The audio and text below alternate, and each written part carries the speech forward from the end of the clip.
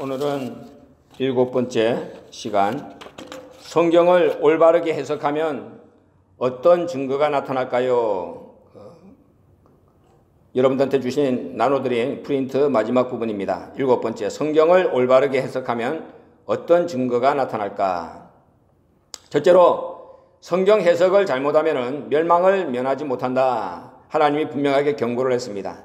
베드로후서 3장 16절에 성경을 억지로 풀면 스스로 멸망에 이른다. 성경을 억지로 풀면은 스스로 멸망에 이른다. 또 베드로후서 1장 20절과 21절에서는 성경은 사사로이 풀면 안 된다. 분명하게 경고를 했습니다. 사사로이, 자기 임의대로, 자기가 조금 기도해서 깨달았다. 그래, 임의대로 풀면 안 된다는 것이죠. 신명기 18장 20절과 22절에서는 하나님께서 말씀하셨다면 반드시 거기에는 증언과 성취가 나타나야 된다. 증언과 성취가 나타나야 된다. 그래서 성경 해석을 통하여 우리가 깨달으면 부흥의 역사가 나타나야 됩니다. 믿고 체험하고 증언이 나타나고 성취가 나타나고, 그래서 사도행전 19장 20절 말씀대로 하나님의 말씀이 힘이 있어 날마다 권세를 더하여 가는 그러한 증거가 나타나야 된다는 것이죠.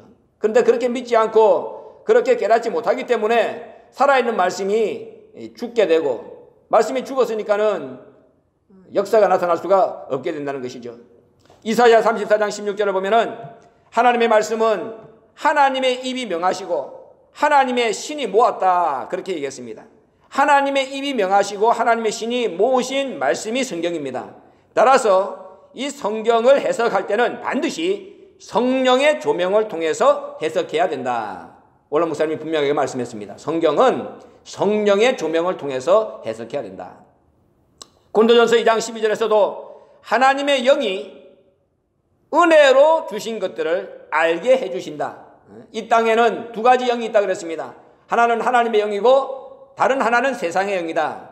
근데 하나님의 백성에게 하나님이 하나님의 영을 주시는 것은 하나님이 은혜로 주신 것들을 알게 해주시기 위해서라.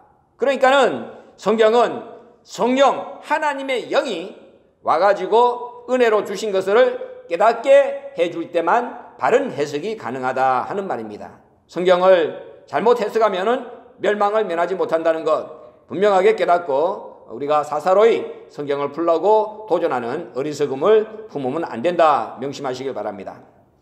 두 번째, 성경을 올바르게 해석하면 반드시 증거가 나타난다. 증거는 능력과 역사를 말하는 겁니다. 성경을 올바르게 해석하면 엠마오로 가던 두 제자 낙심했습니다. 예수를 부인했습니다. 몰랐습니다. 예수를 깨닫지 못했습니다. 그래서 예수가 살았다는 얘기를 분명히 듣고도 그들은 엠마오로 가고 있었습니다. 그때 예수님이 그들을 만나주죠. 누가복음 24장 32절과 33절 말씀을 보면은 예수님이 성경을 풀어주실 때에 그들의 마음이 뜨거웠다, 그렇게 말씀하고 있습니다. 그들의 마음이 뜨거워지니까는 뭡니까? 곧바로 행동으로 옮기게 되죠. 이게 말씀의 역사입니다. 말씀을 체험해서 내 속이 뜨거워졌으면은 그 다음에 행동으로 옮겨져야 됩니다. 엠마오로 가던 발걸음을 돌이켜서 다시 예루살렘으로 돌아가서 예루살렘에 있는 제자들을 만나서 내가 길에서 예수님을 만났다, 증거하는 행동, 그런 행동이 나타나는 것이죠. 마음이 뜨거워지면은 곧바로 행동으로 옮겨야 그 사람이 말씀의 지배를 받는 사람이 되는 것입니다. 말씀을 증거해주면은 순간으로 마음이 뜨거워지는 거야. 그런데 집에 가가지고 또 생각해보면은 여러 가지 주변 상황을 정리해야 돼. 이걸 다 포기하고 말씀 앞으로 나올 것인가 생각하게 되면은 그때 뭐가 사단이 튼타는 거죠. 그래서 곧바로 사단이 마음에 말씀이 뿌리가 내리기 전에 홀라당 빼앗아가는 거야. 그게 길가에 뿌려진 씨가 되는 거야. 마음이 뜨거워졌을 때 곧바로 행동으로 옮기지 않으면 금방 식어버립니다. 예레미야 20장 9절을 보세요.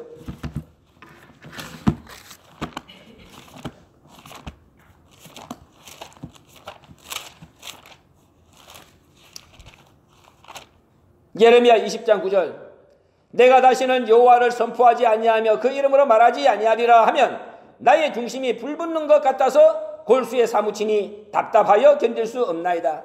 말씀을 전하면서 핍박을 받죠. 그러니까는 야, 이제는 나 좀 쉬어야 되겠다, 하나님을 선포하지 아니하리라, 그렇게 마음을 먹으면은 이 내 마음 중심이 불붙는 것 같아서 스스로가 답답해서 견디지 못하는 거야. 말씀이 내버려 두지를 않는 거야. 그게 말씀의 역사를 제대로 체험한 사람인 거야. 그러니까는 사도 바울처럼 그렇게 성령이 만류하죠. 야, 예루살렘에 들어가지 마라. 너를 죽이려는 사람들이 기다리고 있다. 그래도 내가 예수님께 받은 사명, 이 복음을 증거하는 일에는 내 생명 같은 것은 내가 초계같이 던질 수 있다. 그 마음이 불붙는 것 같아가지고 뜨거워가지고 골수에 사무치는 그 답답함을 감당할 수 없어서 목숨 걸어놓고 나간다 그 말이지. 그것이 말씀을 올바르게 해석하고 해석받은 사람의 바른 심령입니다. 예레미야 23장 29절. 나 여호와가 말하노라. 내 말이 불같지 아니하냐. 반석을 쳐서 부스러뜨리는 방망이 같지 아니하냐. 하나님의 말씀은 불방망이라는 것이죠. 그래서 이 불방망이가 우리의 식은 얼어붙은 굳어버린 이 마음을 이게 불방망이가 와가지고 깨트려서 가루를 만들어야 그래야 우리가 다시 주저앉았던 자리에서 일어나서 하나님의 말씀의 역사를 감당하는 그러한 증인의 사역을 감당할 수가 있다는 것을 말씀하고 있습니다. 사도행전 10장 44절에서 48절까지 말씀을 보면은 베드로가 고넬료 가정에 말씀을 가르쳐 줄 때 말씀을 깨닫게 되니까는 성령이 하늘에서 내려오는 것을 봤다 그 말이지. 성령의 역사를 말씀을 깨닫는 자에게 하나님은 허락해 주신다 하는 것을 보여주고 있습니다. 또 사도행전 8장 35절.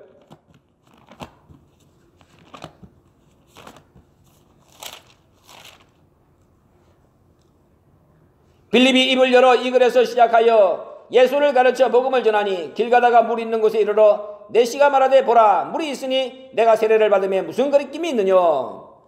지난 시간도 얘기한 대로 이 에티오피아 간닥의 넷이 그 예루살렘에 예배를 드리고 돌아가다가 이사야서를 읽는데 이사야서의 내용을 알 수가 없어. 지도하는 사람이 없어가지고 깨닫지 못한다. 그럴 때 빌립이 마차에 올라가가지고 이사야 선지자가 예언한 예수님에 대하여 자세하게 가르쳐주죠. 그 말씀을 깨달았다 그 말이야. 말씀을 깨달으니까는 곧 내시가 물을 만나자마자 뭐라고 그럽니까? 내가 세례를 받음에 무슨 거리낌이 있겠느냐. 그러면서 주저하지 않냐고 물에 내려가가지고 빌립에게 세례를 받는, 그래서 스스로 새 사람이 되는 이러한 모습을 성경은 보여주고 있다는 것이죠. 이것이 성경이 그 마음밭에 떨어져서 아까 얘기한 것처럼 불방망이처럼 그 잘못된 모든 요소들을 다 깨뜨리니까는 새 사람이 되니까는 이런 증거를 나타내게 되었다 하는 것입니다. 성경을 올바르게 해석하고 성경을 올바르게 깨달으면은 이런 증거가 우리에게 나타난다 하는 것을 성경은 분명하게 말씀하고 있습니다. 세 번째로 성경을 올바르게 해석하면은 깨달으면은 어떤 증거가 나타나냐? 말씀이 이끄는 삶을 살게 됩니다. 말씀이 이끄는 삶. 성경을 모를 때는 자기가 모든 것을 이끌었죠. 그러나 말씀을 깨달으면은 그때부터는 말씀이 이끄는 삶을 살게 됩니다. 그것이 말씀 받은 사람의 증거입니다. 사도행전 9장을 보세요. 거기 보면은 1절부터 보면은 사도 바울이 나옵니다. 사도 바울이 바울 되기 이전에 이름이 사울이죠. 사울이 주의 제자들을 대하여 여전히 위협과 살기가 등등하여 대제사장들에게 가서 다메섹 여러 회당에 갈 공문을 청하니 이는 만일 그 도를 쫓는 사람을 만나면 물은 남녀하고 결박하여 예루살렘으로 잡아오려 함이라. 예수 믿는 사람들을 잡아오겠다고 사도 바울이 스데반이 죽이는 현장에 있었습니다. 그런데 이제 다메섹까지 가가지고 예수 믿는 사람을 남녀 물어나고 결박해서 잡아가지고 예루살렘으로 올라고 위협과 살기가 등등 해가지고 다메섹 가다가 예수를 만났습니다. 예수를 만나고 난 뒤에 8절 말씀을 보면은 사람의 손에 이끌려가지고 이제는 다메섹으로 들어가죠. 왜? 눈이 멀어버렸어. 예수님이 눈을 멀게 했죠. 9절 말씀을 보면은 3일 동안 보지 못하고 시급을 전폐하면서 기도했다. 11절까지 그렇게 나와 있습니다. 그런 사울에게 찾아가라고 하나님이 아나니아를 보내죠. 아나니아가 가서 17절 말씀을 보면은 안수를 합니다. 그랬더니 18절에 일어나 세례를 받고 그 다음에 즉시로 예수가 하나님 아들이시다 하는 것을 전파했다. 이렇게 기록하고 있습니다. 사도 바울의 삶이 3일 만에 바뀐 겁니다. 예수 믿는 사람을 잡아가지고 예루살렘을 끌고 가겠다고 살기가 등등해서 가다가 다메섹 도상에서 예수를 만나고 난 뒤에 3일 동안 보지 못하다가 안수를 받고 세례를 받고 그 다음에 그렇게 하자마자 즉시 예수가 하나님 아들이라 이렇게 전파하는 자로 바뀌어버렸다는 것이죠. 사울은 이 예수님을 체험하기 전에는 구약과 예수님의 연결고리를 찾지 못했습니다. 요한복음 5장 39절 말씀대로 대다수의 유대인들이 성경을 딸딸딸 외우지만은 그것이 목수의 아들 예수님에 대한 증거의 말씀이라는 것을 그걸 연결을 하지 못한 거예요. 사도 바울도 마찬가지입니다. 그런데 하나님께서 아나니아에게 세례를 받고 안수를 받고 난 뒤에 하나님이 그것을 연결고리를 딱 이렇게 이어줬다 그 말이에요. 구약에 예언한 모든 것들이 예수님 한 분을 증거하는 것이다. 구약과 예수의 연결고리를 찾지 못해서 예수 믿는 자들을 핍박하던 사도 바울이 하나님의 은혜로 이 연결고리를 딱 찾자마자 그 다음에 뭡니까? 즉시 예수 증거자로 변신하게 되었다 이겁니다. 그 다음에 22절 말씀을 보면은 힘을 더 얻어서 예수를 그리스도라고 증명했다. 그리고 유대인들을 굴복시켰다 이렇게 말씀하고 있습니다.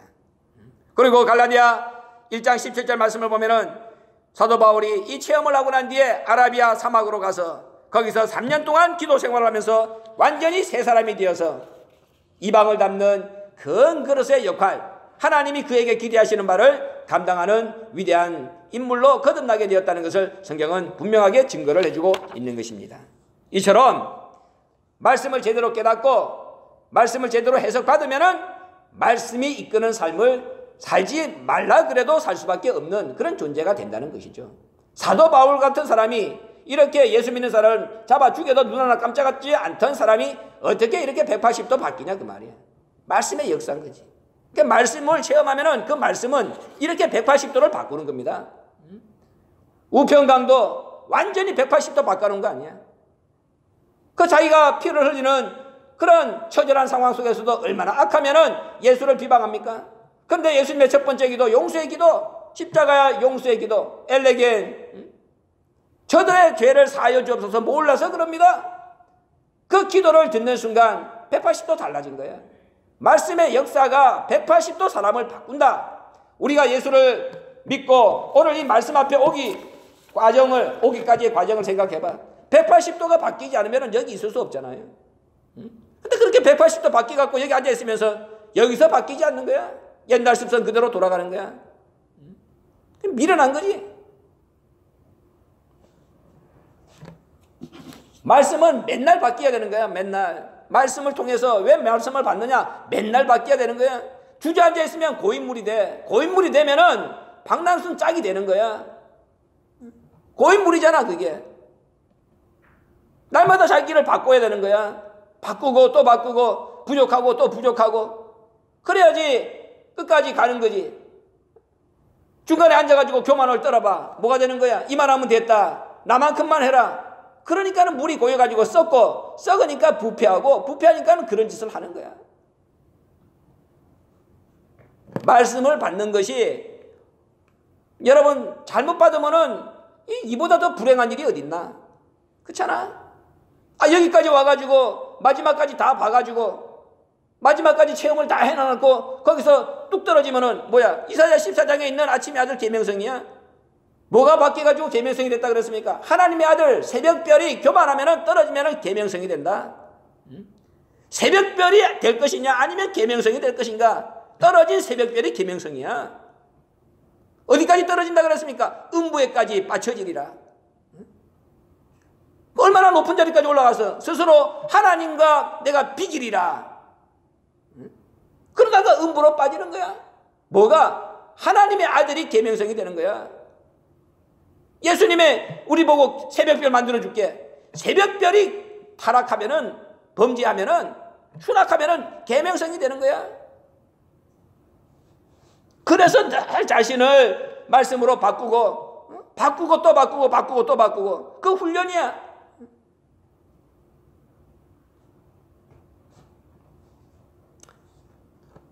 네 번째로 말씀을 제대로 깨달으면은 말씀이 내 속에서 제대로 내가 깨달아서 내 심령이 바뀌면은 우리 마음속에 샛별이 떠오릅니다. 샛별이 새벽별 아니야. 말씀을 제대로 깨달을 때 그런 사람에게는 샛별이 떠올라. 근데 말씀을 잘못 깨달으면은 그 샛별이 떨어져서 계명성이 되는 거야. 말씀을 제대로 깨달으면은 우리 속에 샛별이 떠오릅니다. 그러니까 원로 목사님이, 내가 지난번에도 얘기했잖아요. 우리가 성경을 새로 사가지고 원로 목사님한테 내가 이걸 새로 읽어야 되는데 여기 기도를 해주세요. 그러면은 옛날에는 사람들이 면 안 될 때는 거기다가 원로 목사님이 다 써줬어. 그 중에 내가 우리 집 사람의 성경책 앞에 나와 있는 거 내가 지금도 외운다 그랬잖아. 나는 광명한 새벽별이 되어 오시는 말씀을 오늘로 영접하여 영원히 같이 살리. 나는 광명한 새벽별이 되어. 그 샛별이 말씀을 깨달으면은 샛별이 되는 거야. 베드로후서 1장 19절을 보세요.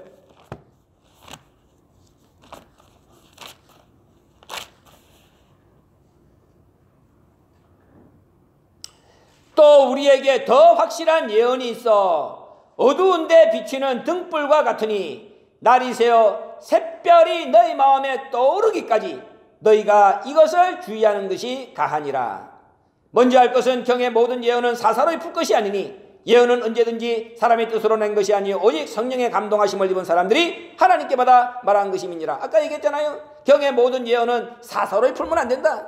그런데 하나님의 확실한 예언을 제대로 깨달으면은 우리 마음에 샛별이 떠오르는 거야. 그러니까 이게 완전 손바닥의 앞뒷면하고 같은 겁니다. 종이의 앞뒷면하고 같은 거야. 잘 깨달으면 천국이고 못 깨달으면 바로 그 뒤집어지면 지옥이야. 내 마음에 샛별이 떠오르느냐 아니면은 멸망의 구렁텅이 음부에 빠지느냐. 우리는 다 지금 재림 예수를 기다린다 말들은 그렇게 합니다. 근데 지난 시간에 얘기한 대로 만약에 지금 우리 앞에 예수님이 2000년 전에 유대인들 앞에 나타났듯이 나타난다면 어떻게 하겠느냐? 내가 물어봤죠. 동방박사들이 가가지고 예루살렘 성에 들어가가지고 헤롯 왕 앞에 서가지고 바리새인들 서기관들 앞에서 유대인의 왕으로 나신 이가 어디 있느냐 물으니까는 예루살렘이 소동했다 그랬어. 소동하고 예수를 만나려고 찾아간 인간은 하나도 없어.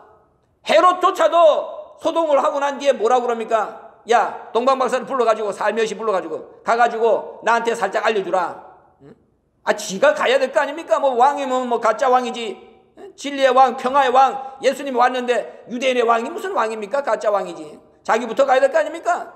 동방박사를 떡 보내놔놓고 안 와. 그럼 안 오니까 뭐 한 거야? 가도 예수를 죽이려고 그런 거지. 2살 이하의 어린아이들을 싸그리 다 죽여버렸잖아. 서기관과 바리새인들 불러가지고 물어봤어. 야, 동방박사들이 얘기하는데 유대인의 왕으로 아기 예수가 탄생했다 그러는데 도대체 어디서 났느냐? 그러니까 말은 하는 거야. 유대 땅 베들레헴에. 미가서 5장을 들어가지고 말은 잘해. 성경을 알았다는 말이죠. 알고는 있었다는 말입니다. 그런데 미가서가 얘기한 대로 유대 땅 베들레헴에 예수님이 태어난다. 그렇게 말은 해놔놓고 쫓아갔습니까? 안 간 거야. 앉아서 그냥 방구만 끼고 앉아 있는 거죠. 소독만. 아무도 간 사람 없습니다. 누가 갔습니까? 동방박사들이 또 가는 거야. 동방박사들만. 우리도 마찬가지입니다. 재림 예수 기다린다.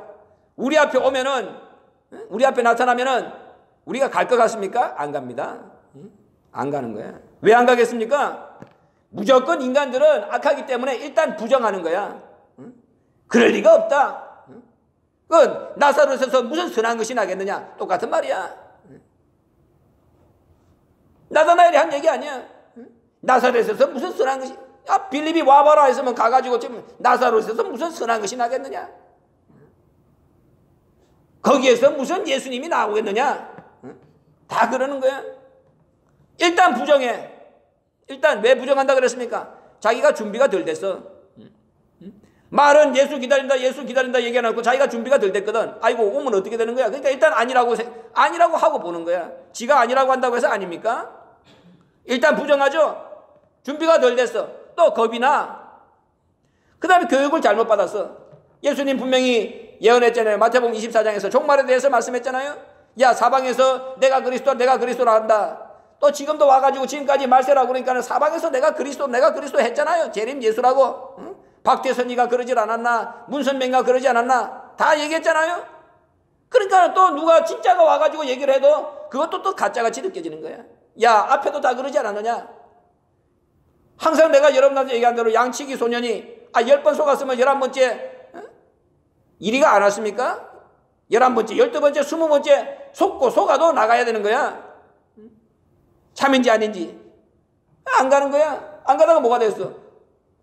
이리한테 먹혀 죽은 거지. 안 가는 겁니다. 자기가 준비가 안 됐어.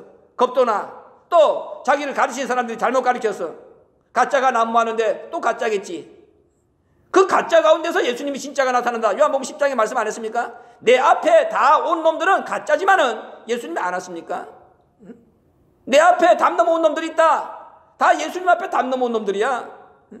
그러나 예수님이 진짜가 나타났잖아요. 근데 진짜가 나타났는데도 앞에 가짜 때문에 예수님 앞에 안 가는 거야. 죽은 겁니다. 그러나 우리는 말씀을 제대로 깨달으면 우리 속에 말하지 않더라도 샛별이 떠올라서 샛별이 가르쳐줘, 인도해줘, 동방박사를 이끌듯이 별이 우리를 이끌어주는 거야. 누가 샛별이 자기 마음에 떠오른다 그랬지. 다른 사람 샛별이 자기를 인도한다 그랬습니까? 자기가 성경 보고 자기가 기도하면은 요한일서 2장 20절과 27절에 기름 부음이 우리를 인도해서 내 속에 샛별이 떠올랐으면은 그 샛별이 나를 인도하는 거야. 동방박사처럼 아기 예수 있는 곳까지. 그래서 사는 겁니다.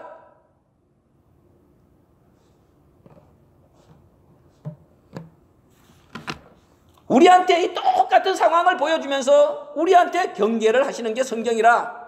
고린도전서 10장 12절에 그랬잖아요. 똑같은 상황이야. 하나님은 절대로 우리를 죽으라고 무작백으로 하지는 않냐. 지난번에 얘기한 것처럼 엘리야 분명히 말라기 선지자는 예수님 앞에 엘리야를 보낸다. 엘리야를 보냈는데 사람들은 엘리야 이름으로 오는 줄 알았어. 엘리야 이름으로 왔습니까? 세례요한의 이름으로 왔지. 하늘에서 불말과 불수를 타고 올라왔다. 하늘에서 불말과 불수를 타고 엘리야가 내려왔습니까? 엘리사벳과 사가랴를 육신의 부모를 통하여 세례요한이 왔지. 근데 누가복음 1장 18절에서는 뭐라고 그랬어요? 엘리야의 심령과 능력을 하나님이 세례요한 속에 일어났다. 그러니까 세례요한을 통해서 세례요한이 하는 얘기를 듣고 그 세례요한이 하는 말 자체가 엘리야의 심령과 능력에서 나오는 말씀이구나. 그걸 깨닫는 사람만 예수 앞으로 가는 거야. 그걸 깨달은 사람이 어디 있습니까? 그걸 깨닫게 하는 영적인 눈을 갖게 하기 위해서 성경 공부를 4,000년 동안 시킨 거 아닙니까? 부지런히 선지자들을 보내가지고. 근데 있는 대로 표면적으로만 역사하는 줄 알고 망한 거 아닙니까? 마지막 때가 마찬가지인 겁니다. 있는 대로 똑같이 와가지고 세례요한은 뭐라고 그랬습니까? 사람들이 가가지고 세례요한 보고 네가 엘리야냐 물어보니까 세례요한이 뭐라고 그랬어? 나는 아니야. 그럼 사람들이 아니 내가 세례요한한테 가가지고 네가 엘리야냐 물어봤더니 아니라고 그럽니다. 그럼 난 책임 없습니다. 거짓말한 세례요한이 책임이 있습니다. 성경에 그랬나? 그 말이 끝나자마자 세례요한이 뭐라고 그랬습니까? 나는 이사야 선지자가 말한 대로 광야에서 외치는 자의 소리라. 이사야 선지자의 예언을 들어가지고 너희들이 말씀을 깨닫지 않으면은 내 입에서 이런 얘기 저런 얘기가 나오는 것 가지고 그것이 답이다. 너희들은 말할 자격이 없다. 오히려 나는 너희들에게 올무야. 성경 말씀을 통하여 성경을 깨달아야지. 성경 말씀을 통하여 성경을 깨닫지 않고 답이나 물어봐. 우리 목사님한테 가서 물어보자. 목사가 하나님입니까? 요한복음 1장을 봐봐요.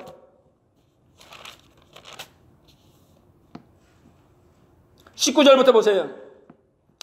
유대인들이 예루살렘에서 제사장들과 레위인들을 요한에게 보내어 네가 누구냐 물을 때에 요한의 증거가 이러하니라. 요한이 드러내어 말하고 숨기지 아니하니 드러내어 하는 말이 나는 그리스도가 아니라 한데 또 묻되 그러면 무엇? 네가 엘리야냐? 가로되 나는 아니라.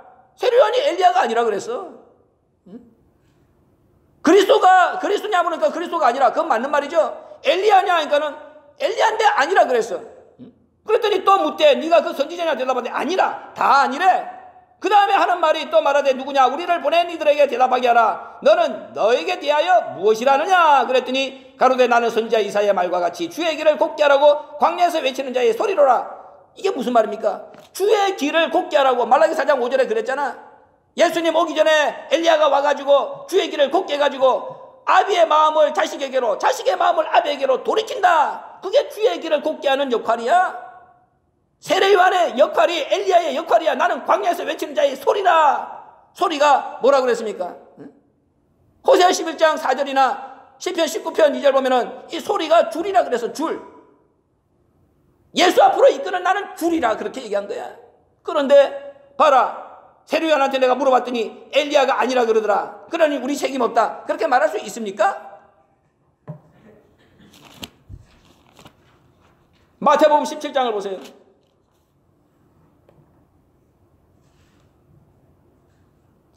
10절부터 보세요.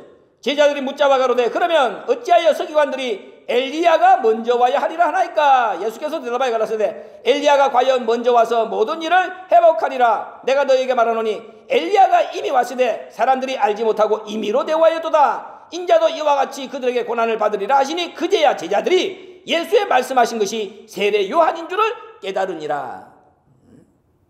엘리야가 세례 요한인 거야. 근데 알아봤냐 그 말이에요. 근데 이 세례 요한 속에 뭐가 들어있느냐? 자, 누가복음 1장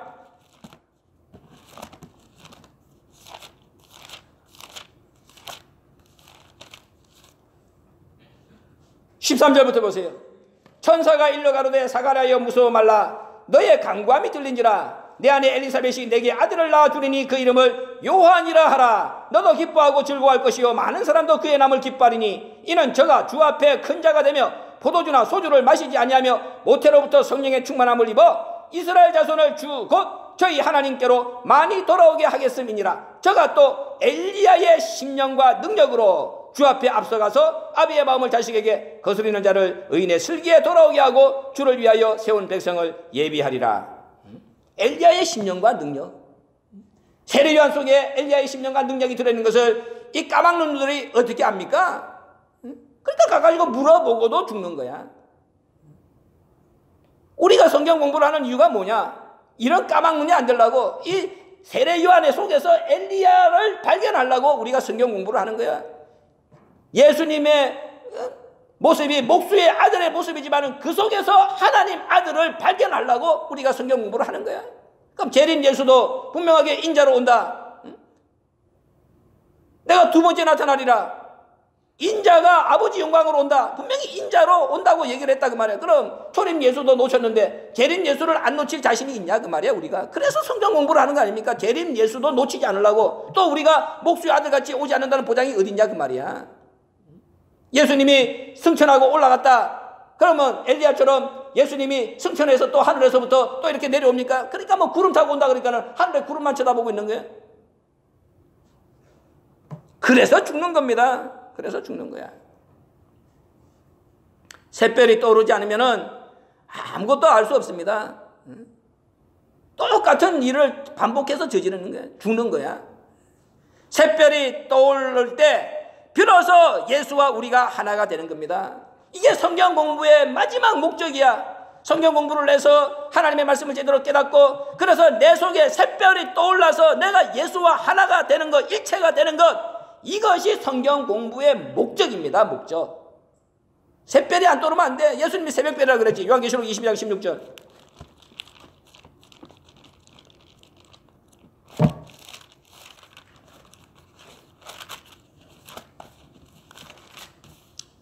나 예수는 교회들을 위하여 내 사자를 보내어 이것들을 너에게 증거하게 하였노라. 나는 다윗의 뿌리여 자손이니 곧 광명한 새벽별이라 하시더라. 예수님이 자기를 광명한 새벽별이라고 그랬어요.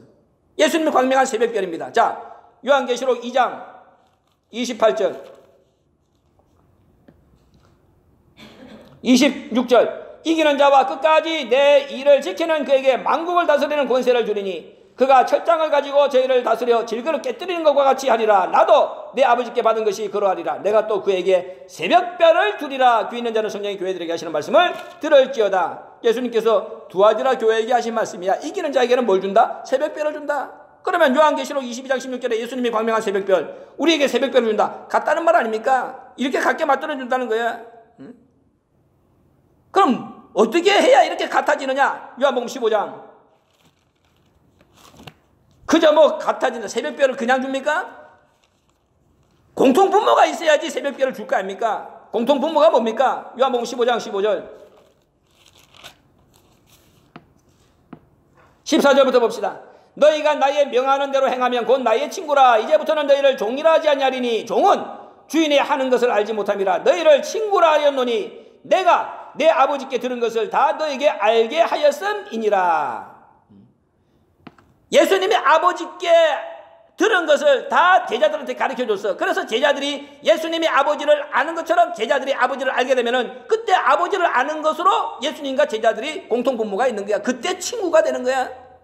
그런 자에게 새벽별을 주는 거야. 공통분모가 예수님이 아는 아버지, 그것을 예수님이 제자들한테 가르쳐줘서 제자들이 아는 아버지, 그래서 예수님이 아버지를 알듯이 제자들이 아버지를 알게 되면 그때 예수와 제자가 친구가 되는 거야. 서로가 새벽별이 되는 거야. 이게 공통분모.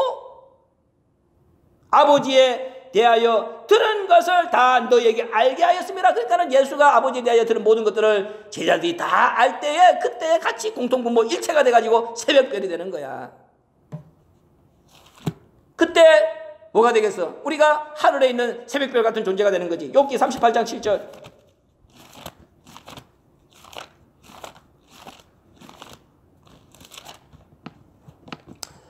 그 주터는 무엇이에 세웠으며 그 모퉁이 돌은 누가 놓았었느냐? 그때에 새벽별들이 함께 노래하며 하나님의 아들들이 다 기쁘게 소리하셨습니다. 여기 새벽별들이라 그랬어. 복수. 하나님의 아들들도 다 복수야.